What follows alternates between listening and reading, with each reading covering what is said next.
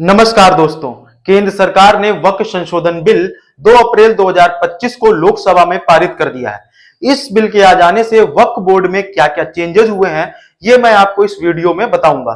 कुछ लोगों का मानना है कि इस बिल के आ जाने से वक्फ बोर्ड की संपत्तियों पर केंद्र सरकार का अधिकार हो जाएगा, लेकिन ऐसा बिल्कुल नहीं है। केंद्र सरकार ने साफ साफ कह दिया है कि 2025 की पहले की जितनी वक्फ की संपत्तियां हैं, वो सारी संपत्तियां वक्फ बोर्ड की ही रहेंगी। इस बिल के आ जाने से 1995 वक्फ अधिनियम में कुछ बदलाव हुए हैं। वो बदलाव क्या है, वो मैं आपको इस वीडियो में बताता हूं।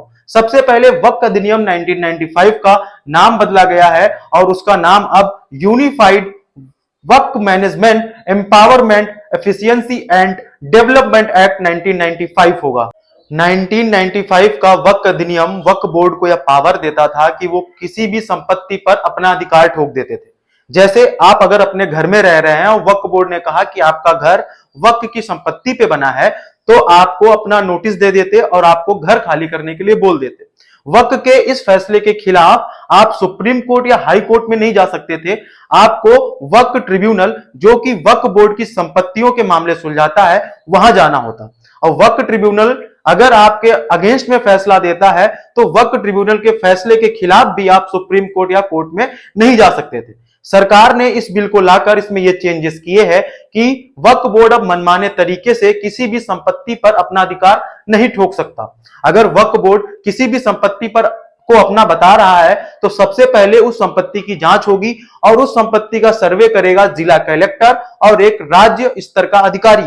अगर सर्वे में पाया जाता है कि वो संपत्ति वक्फ बोर्ड की है, तभी वो संपत्ति वक्फ बोर्ड की होगी, नहीं तो वो सरकारी जमीन मानी जाएगी। लेकिन पहला ऐसा नहीं था। पहला वक्फ बोर्ड मनमाने तरीके से किसी भी संपत्ति को अपनी संपत्ति बता देता था और उस पर कब्जा कर लेता था। जैसा कि मैंने आपको बताया था कि अगर वक्फ ट्रिब्यूनल आपके अगेंस्ट में फैसला सुनाता है, तो आप उस फैसले के अगेंस्ट किसी भी कोर्ट में नहीं जा सकते थे।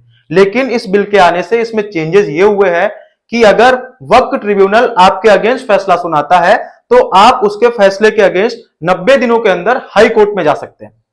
पहले वक्फ ट्रिब्यूनल में केवल और केवल 2 ही लोग रहते थे, जिनको वक्फ बोर्ड खुद ही चुनता था। लेकिन इस बिल के आ जाने से अब वक्फ ट्रिब्यूनल में 3 लोग रहेंगे, जिसमें एक रहेगा जिला जज, एक संयुक्त स्तर का अधिकारी और तीसरा बंदा वह होगा जो इस्लामिक कानून को अच्छे तरीके से जानता हो। 1995 वक्फ अधिनियम के तहत वक्फ बोर्ड में केवल और केवल मुस्लिम समुदाय के लोग रह सकते थे। गैर मुस्लिम और महिलाओं के लिए कोई भी प्रावधान नहीं था। लेकिन इस बिल के आ जाने से अब वक्फ बोर्ड में कम से कम 2 गैर मुस्लिम और 2 मुस्लिम महिलाओं के लिए प्रावधान दिया गया है। यही चेंजेस हैं जो इस बिल के आ जाने से वक्फ अधिनियम 1995 में हुए हैं।